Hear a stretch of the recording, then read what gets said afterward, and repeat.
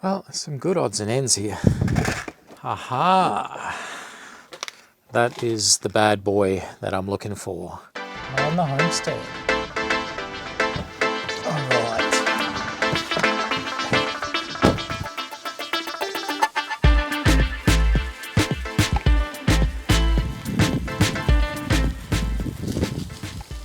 Alright. So I'm back again. You can see the sun's higher in the sky.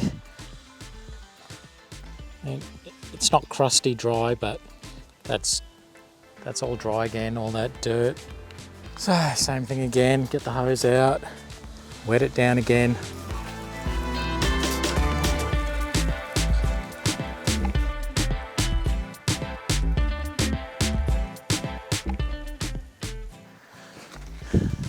Like I saw one at one time, I saw one somewhere.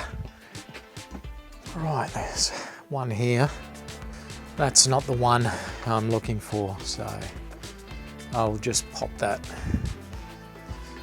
over there. So there's some watering fittings right there. It's pretty cool. Sensor sprinkler for we've got birds, crows actually, and the crows, they rip the rubber off your windscreen wipers. So my friend bought these little sensors, sprinklers. When the crow comes, sprinkler turns on, scares the crow away. Here's a water timer. It is a digital one, but that's not the one I'm after. Oh, that's a really cool pulley. That's heavy. Aha! That is the bad boy that I'm looking for. I did find some water timers right down to the very basic entry-level water timer.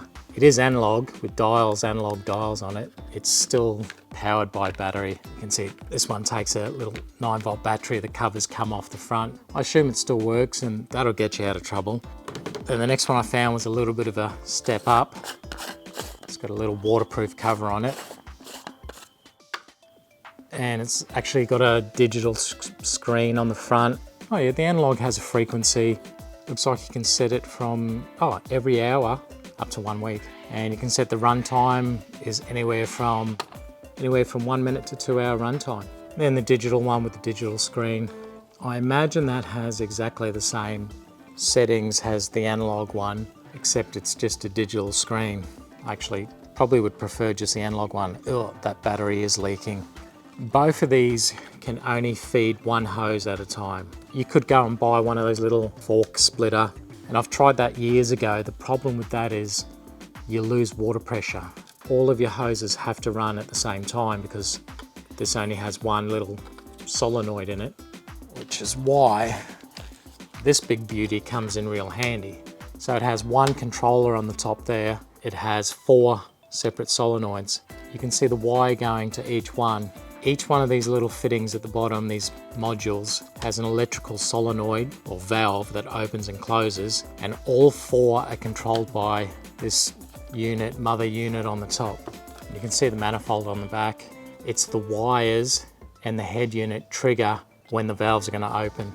So what happens is, say if you set them to 1 minute run time and a certain time, one valve will open, run for 1 minute, that will shut off, then open up the next valve.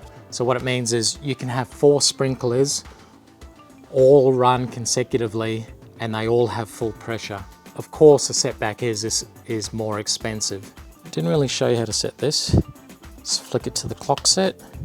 9:56, 9:57, virtually perfect.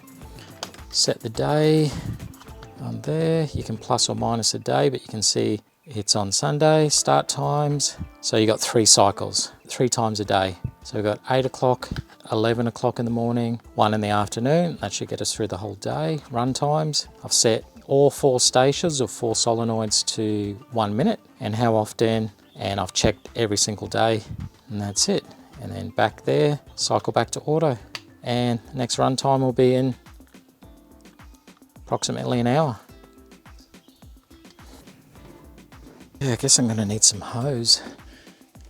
You forget all about the infrastructure and you just think about the computer part of the aspect. Some sprinklers.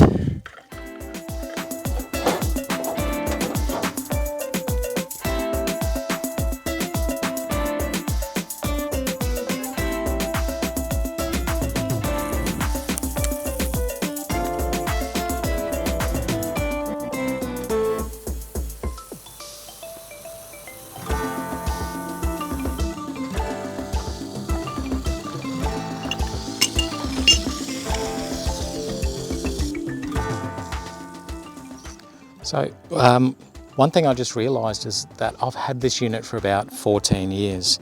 It still runs really good, so that just shows its longevity. But the other thing is I completely forgot that the latest versions of these are Wi-Fi. So you can operate them remotely, program them remotely with your phone.